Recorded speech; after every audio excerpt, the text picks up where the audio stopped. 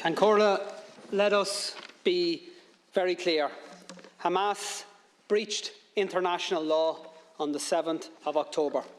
Hamas targeted innocent civilians in the most callous and inhumane manner, and their actions have been rightly condemned by right-thinking people across the world.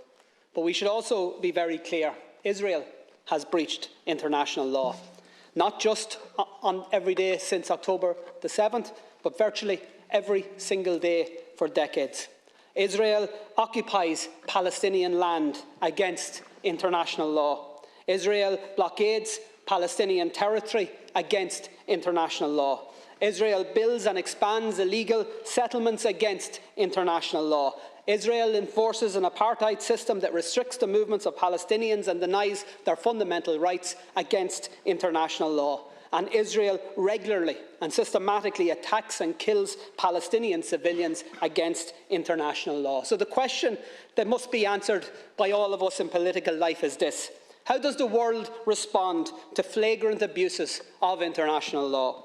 When it comes to the horrendous war crimes of Hamas, the response was very clear and very consistent. World leaders queued up to say Israel has the right to defend itself.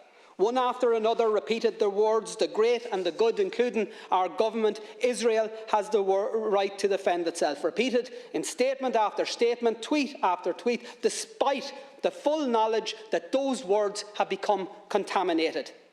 The words "Israel has the right to defend itself" means in practice that Israel takes that right as licence to bombard civilians, to bomb schools, hospitals and other civilian infrastructure. And it has now been taken as licence to enforce the displacement of 1 million people from one end of an open-air prison to another, to deny food, energy, medical supplies to a besieged civilian population, to actually deny them water, to ensure that children, the sick, the disabled, the elderly will literally die of thirst. Israel has the right to defend itself has now become cover for Israel has the right to commit genocide right in front of our eyes. How come we never hear the words "Palestine has the right to defend itself"? Not when a humanitarian flotilla bringing essential supplies to Gaza is met with a military assault and the murder by Israel of 9 unarmed activists. Not when Palestinians march in peaceful protest against a legal blockade and are met again with a military assault and the murder of 300 of them. Not after the countless bombings of Gaza by Israeli forces. Not even when Israel targeted and murdered 4 little Palestinian boys playing football on a beach. And not when Palestinians were dragged from their homes and forced to watch as those homes were destroyed to allow for new illegal Israeli settlements on lands that are clearly defined in international law as part of Palestine. And not after the countless offensive attacks by Israel against the people of Gaza or the West Bank have we or heard anybody in this House or any Western leader utter the words "Palestine has the right to defend itself." And why not? And by the way, I'm not asking you to say those words, and in fact it's just as well you don't, because we all know that the people of Palestine can't defend themselves. Not against one of the most powerful military forces in the world that is backed up by even more powerful military forces. The truth is that the people of Palestine, just like the innocent people of Israel, don't need the international community to tell them that their leaders have the right to inflict more bombings, more pain, more suffering.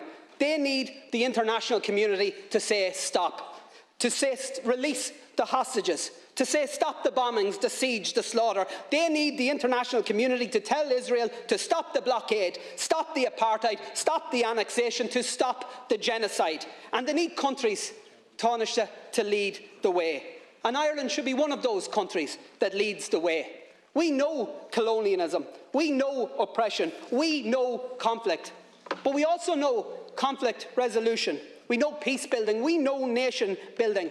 And because of what we know, what our history has taught us, our call tonight must be clear: immediate, full and unequivocal ceasefires, and a decisive international intervention that leads to negotiations and to a lasting and just peace settlement, and to, at long last, to a free, sovereign and independent Palestine.